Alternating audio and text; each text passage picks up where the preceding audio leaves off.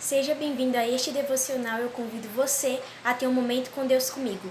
Abra sua Bíblia no livro de Tiago, no capítulo 4 e no versículo 7, que nos diz assim: Sujeitai-vos, pois, a Deus. Resisti ao diabo e ele fugirá de vós. Como que um versículo tão pequeno, como que um versículo que contém tão poucas palavras pode trazer uma afirmação tão grande para nossas vidas? Ontem, quando eu estava estudando sobre esse devocional, eu pensei em dar o título para ele de Batalha Espiritual Fase 2, porque eu me lembrei que há 10 meses atrás eu já havia gravado um devocional sobre batalha espiritual. E quando eu assisti aquele devocional, eu vi como eu falava sobre a batalha espiritual, mas eu vi que as minhas palavras elas não continham tanta certeza, elas não continham tanta afirmação. Eu passei por muitas batalhas espirituais desde o momento em que eu decidi fazer os meus devocionais. Então eu passei a entender de verdade o que é a batalha espiritual depois que eu comecei a me submeter a Deus. Então, quantas vezes a gente passa por batalhas espirituais e a gente se questiona e a gente não toma as decisões certas diante da batalha, a gente não ora, a gente não jejua, a gente não se submete a Deus, e aí o inimigo acaba vindo e ele se acomoda. E o que acontece com muitos cristãos hoje em dia é se acomodarem com o inimigo, é permitir que o inimigo se acomode, é permitir que o inimigo tome conta da vida deles. Por isso que é muito importante em todas as nossas batalhas espirituais nós temos a certeza e a afirmação, e nós nos submetemos a Deus, nós nos submetemos a Jesus Cristo, porque quando a gente se submete, a gente aprende a obedecer, a gente aprende a se sacrificar, a gente aprende a ter sabedoria, a passar pela batalha espiritual, a gente aprende a observar e a ver o inimigo de longe, e a gente não cai nas armadilhas dele. Este é o propósito do inimigo.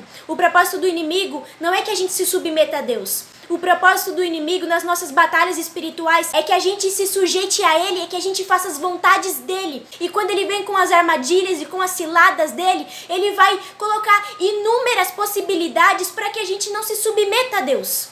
Porque em um momento difícil, é difícil a gente se humilhar, é difícil a gente se sacrificar, é difícil a gente se submeter a Deus. Porque como que a gente pode confiar em meio a uma batalha? Como que a gente pode confiar na afirmação do Senhor que a gente já venceu aquela batalha? Se aos nossos olhos humanos aquela batalha, ela veio para nos derrubar, para nos destruir, para sucumbir a nossa fé, para sucumbir as nossas esperanças, a nossa coragem. Mas é nesse momento que a gente precisa se submeter a Deus. Porque o inimigo, ele resiste a tudo, mas ele não resiste ao nome de Jesus.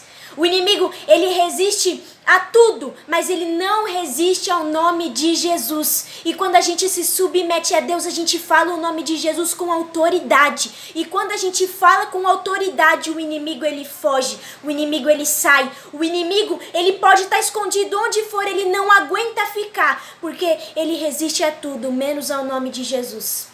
Então talvez hoje a gente não tenha autoridade, a gente não tenha certeza e a gente não tenha submissão total para repreender o inimigo em nome de Jesus. Talvez isso tenha faltado em nossas vidas, talvez a gente não tenha se posicionado diante disso, talvez a gente não tenha se posicionado e a gente talvez não tenha colocado os nossos olhos à frente de Cristo. Talvez a gente não tenha se submetido e perguntado: Senhor, o que o Senhor quer que eu faça diante dessa situação? Que tipo de ação o Senhor quer que eu tome? Que tipo de oração o Senhor quer que eu faça? Que tipo de adoração o Senhor quer de mim? Que tipo de jejum o Senhor quer de mim? Não somos cristãos fracos, nós não fomos chamados para sermos cristãos médios, para sermos cristãos mornos. Nós fomos chamados no meio do fogo. Nós fomos chamados não para deixar que o inimigo se acomode na nossa casa, na nossa vida espiritual, no nosso relacionamento. A gente foi chamado para repreender o inimigo no nome de Jesus. Então talvez hoje as coisas estejam andando para trás na sua vida porque você tem se submetido ao inimigo e não a Jesus. Talvez as coisas tenham parado na sua vida porque você tem dado comodidade ao inimigo dentro da sua casa,